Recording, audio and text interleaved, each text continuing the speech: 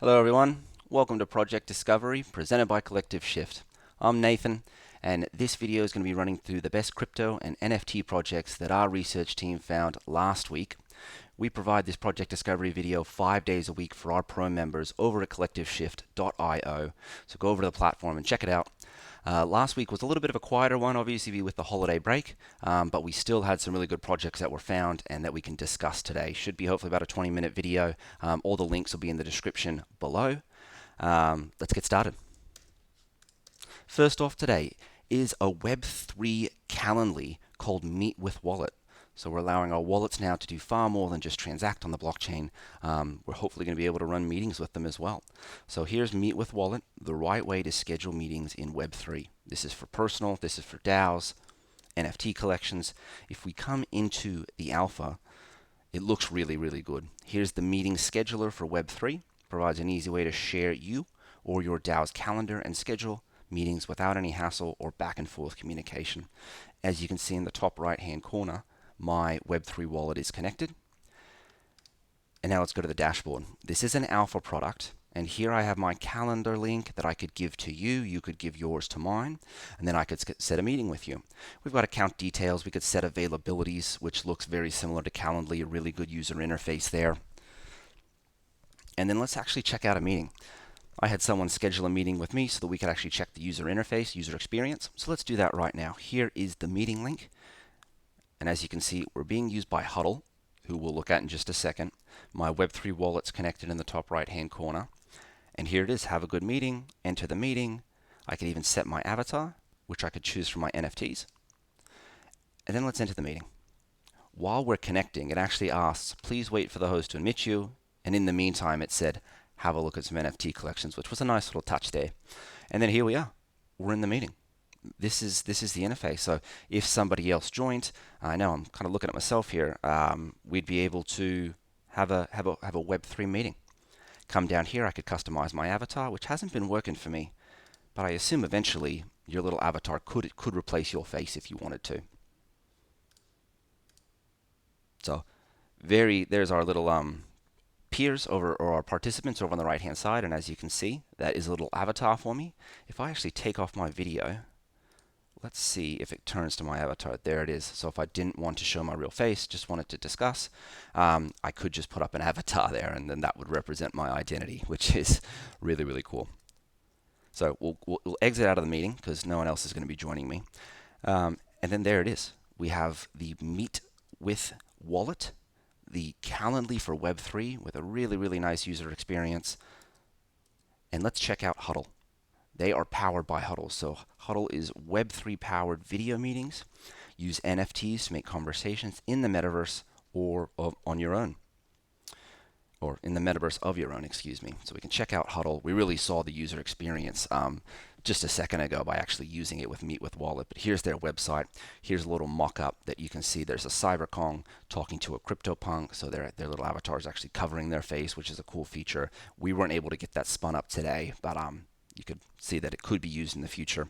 All of the recordings, I don't know if you can see that, but all the recordings are going to be stored on IPFS or Filecoin. So there'll be decentralized storage for these decentralized video files. Experience Web3 feature-rich video conferencing. They're talking about features like token gating, NFTs as avatars, which we just discussed, recording over IPFS, Web3 login in ENS, and more. Showcase NFTs in the meeting or in the waiting room. Crypto and NFT tipping. Ooh, for live streaming, that'd be wonderful. Mint your recording as NFTs. Use NFTs as custom background. Very cool. So not only can you have the profile picture, but the background behind me will soon be an NFT. Live stream your meetings via LivePeer, and then also a dashboard to time manage your spaces. And who we backed by? Looks like we're backed by Long Hash Ventures, Protocol Labs, Consensus Mesh, a few other capital firms as well. Awesome. We might actually reach out because that would be wonderful to talk to them. So really, really impressive tool there. Both Meet with Wallet and Huddle providing us with a Web3 video conferencing experience.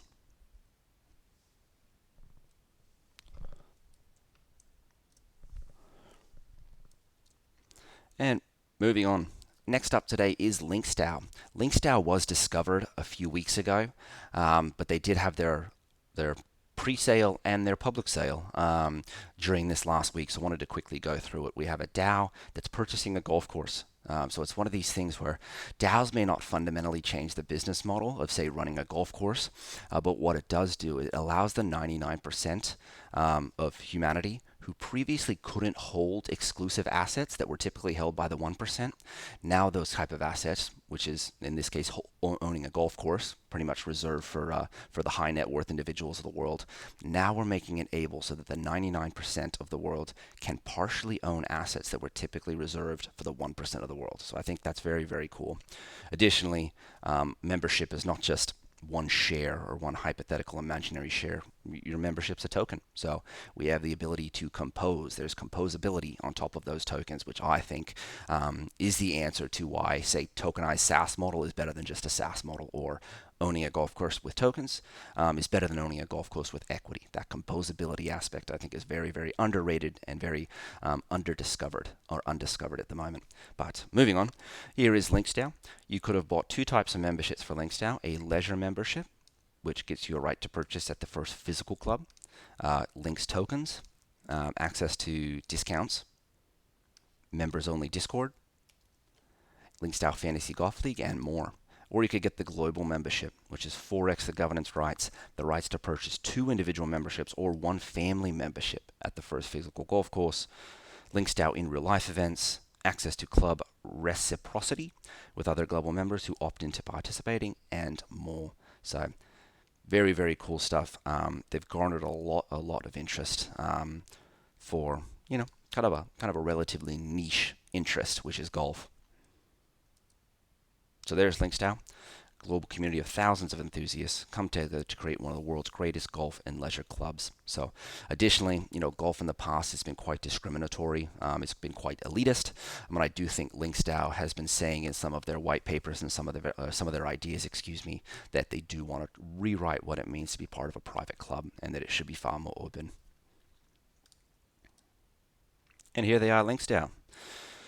So if we check out some activity, the leisure passes were going for 0.12, and now they're trading on the secondary market for 0.28, and the global memberships were being sold for 0.72, and then they're up to 0.89.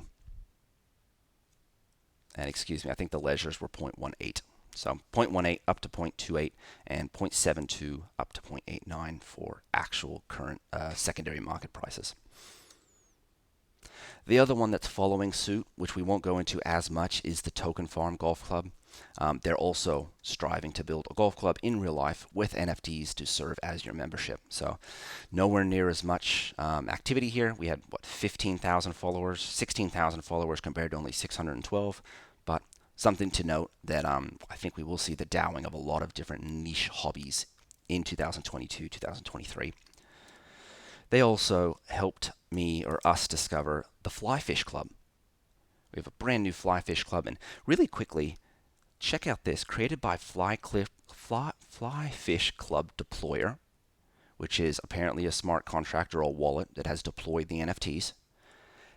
They did a similar thing to LinksDAO, where I can come back up here and it says created by LinksDAO Deployer. So it seems like the popular thing to do if you're going to create an NFT collection is have a wallet that sits by itself and say, this is the deploy wallet.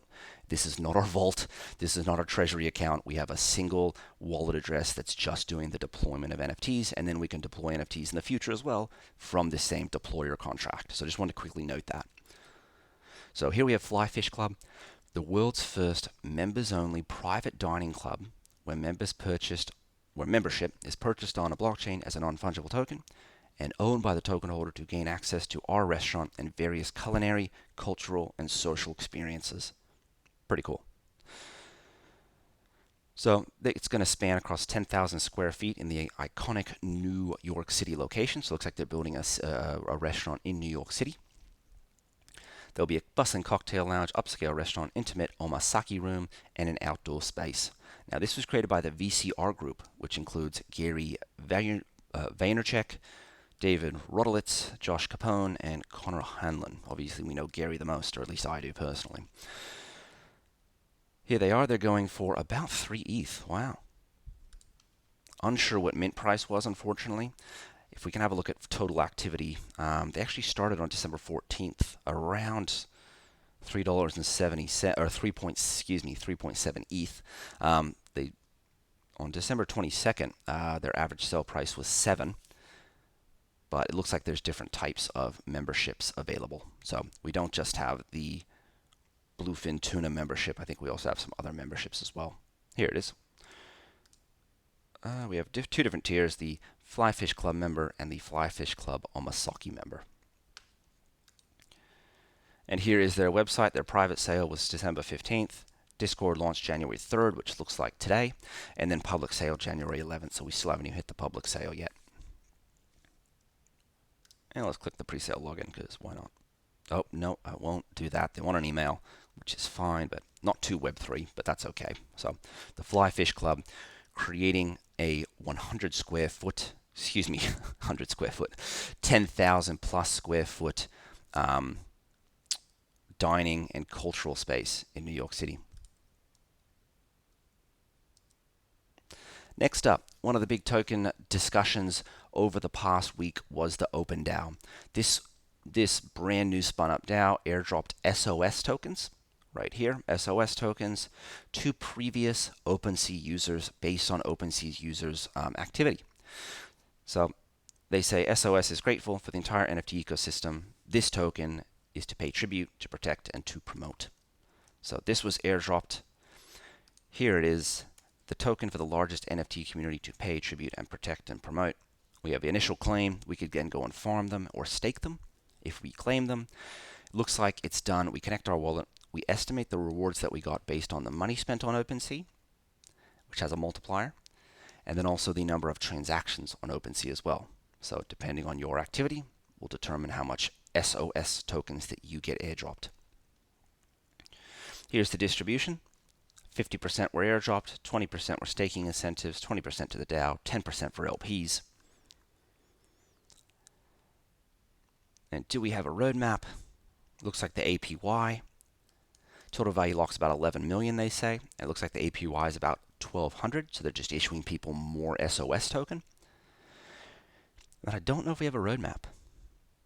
Now, the thing here is obviously the risk. Well, not obviously, but one of the risks here is, can this be a viable business? Will a community evolve around the SOS token, and what utility will it have, in the coming weeks, months, years, and will it actually sustain itself? Here's their Notion page, and they want to become a central asset for the metaverse and Web3, similar to how USDC is an important asset for all of crypto. Cool. So it won't go further than that. Actually, we will. Let's check the price. Here it is. It got issued, yes, December 25th. It exploded from 310 all the way up to 1200 with a lot of zeros in front of it. And as you can see, we've had a bit of an equilibrium period. This is a 1-hour chart over the last 5 or 6 days. 8 days. And here we're finding an equilibrium price at the moment with a market cap. Oh, wow. The SOS market cap's about 214 million. So it's quite wild that a brand new issue token, airdrop to everyone, $11 million staked, can garner a market cap of 214 million. So the newest meme coin, from the OpenDAO, the SOS token, rewarding OpenSea users. Next up, we have a stealth DAO called SocratesDAO. Not much to discuss here, but we have a peer-to-peer learning platform or learning DAO on Web3. They joined in November. We'll see what happens to them. They are following just 2 people.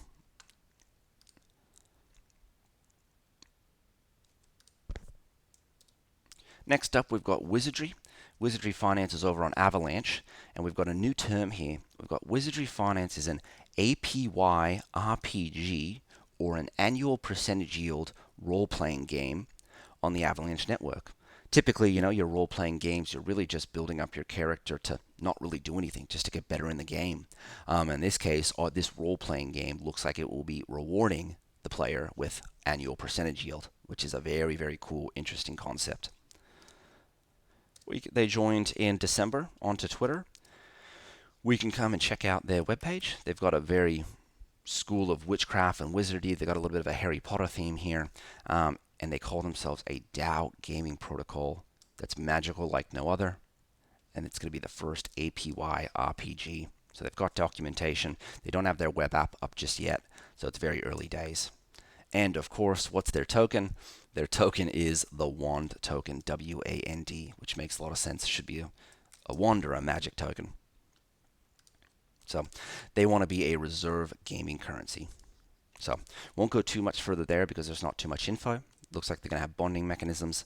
But the fact that we've got this APY RPG really spiked my interest. Next up is WhatTheFork. WhatTheFork is scouring the blockchain for the latest forks of OHM, Tomb, and Ring. So we can go to whatthefork.xyz, and here it is. Lovely little website where we're able to dig into projects a little bit more deeper, all of the forks of the world. As you can see, we've got Unite Finance, they've got KYC, it's hot. Actually, that one might be featured, so that one might be a little bit of an ad, but if we go down, we can discover forks. We'll click into the top Olympus forks. Why not? And here they are. We can search by different blockchains. Avalanche and Phantom have a ridiculous amount of OHM forks. They're really cool. They've got descriptions for all these different DAOs that are out there right now. So for those that are into it, if you're watching this video and you've made it this far, first off, thank you very much. But this is something that you and I like, where we're able to dig down, continue down the rabbit hole. In this case, they're Tomb, Olympus DAO, and Ring Fork rabbit holes. So WhatTheFork, a place you find the latest forks. Moving on to another stealth DAO. It's called Non-Partisan DAO. This is like the Constitution DAO, but with utility. They're going to decentralize democracy, people over politics. We don't have any tweets, so it as a stealth organization. But I wanted to just mention this one because I have a feeling politics and crypto, it was a talking point in 2021. I think it could be an even larger talking point in 2022. Just with it's kind of, to use a layman's term, it's kind of coming to a head here with crypto and regulators. It's time for us to sit at the table and really make some decisions here over the coming years. Next one up's a bit of an interesting one, bit of a harder one to wrap our head around. Called Alpha. It's called Genesis 1, made by Alpha Omega Labs, and Genesis 1 is an Ethereum virtual machine compatible blockchain, layer 1 blockchain, that's powered by the Cosmos software development kit. We can come into the website. Let's click on the About page. They're creating an experimental blockchain for the arts and sciences that is EVM compatible, so we can link this up to Ethereum.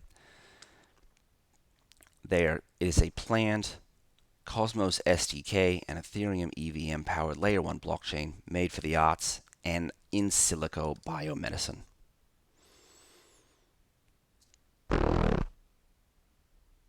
They've got a list of a bunch of utilities of layer 1s, so it looks like it's probably hopefully they want to build a more scalable layer 1 than Ethereum. They have their roadmap, which looks like come 2022 we will have a solution. And we do have NFTs, looks like. But I don't think we're ready for those NFTs just yet.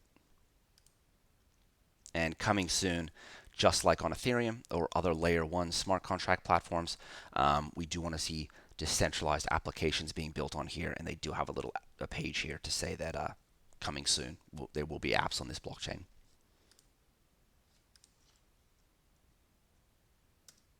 Moving on to a pre-launch NFT organization called Shipyard. Shipyard, and actually this is more of a gaming play. Shipyard you can buy games, trade items, play with friends, a Web3 gaming marketplace powered by Ethereum and NFTs. We've just got a landing page for our organization, so not too much information to glean. Actually, we can come down and take a look at a bit of information here. Purchase games with crypto. Show off your game achievements, trade your game items. For developers, reach a wider audience, verify game ownership effortlessly with NFTs, distribute your games easily through Shipyard's hosted storage. So in 2021, we had a lot of NFT marketplaces pop up over all the different blockchains. Have a feeling we're going to see gaming related and in-game asset marketplaces come 2022 really become popular. Next up is Boomerang. Boomerang is a Web3 tool that tracks interactions across platforms, enabling you to find and reward your most active community members. It's launching in January. Here looks like their roadmap, or it looks like a walkthrough of some user mapping. If we come down, I believe this is built by Ramana. Ramana is building Boomerang, the Web3 community engagement platform, which I really like that. Excuse me, I really like that phrase. And we can check out the website real quick. Here it is. Track and reward community engagement.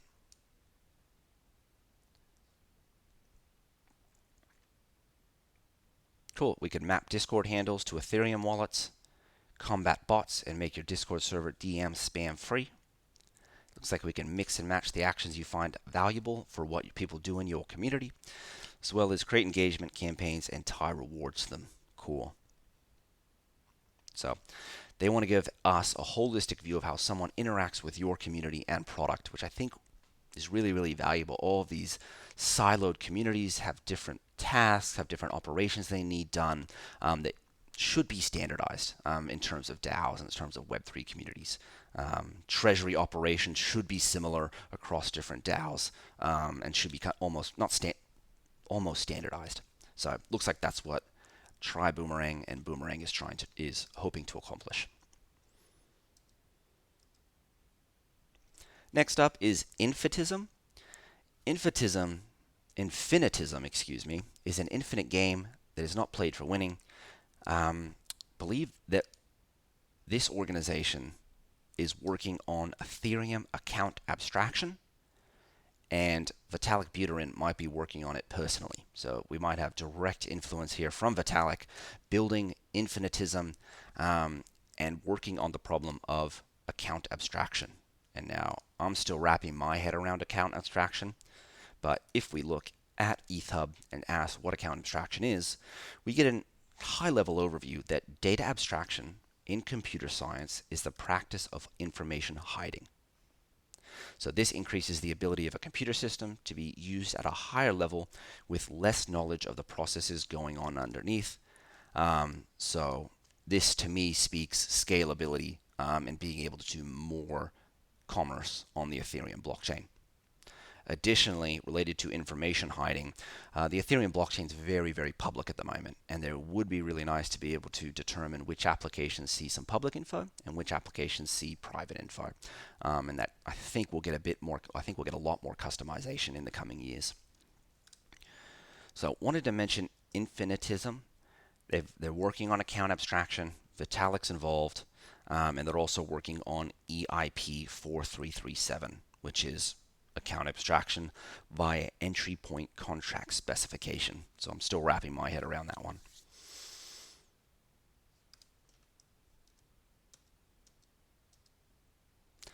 And I think last one of the day is Alligator DeFi.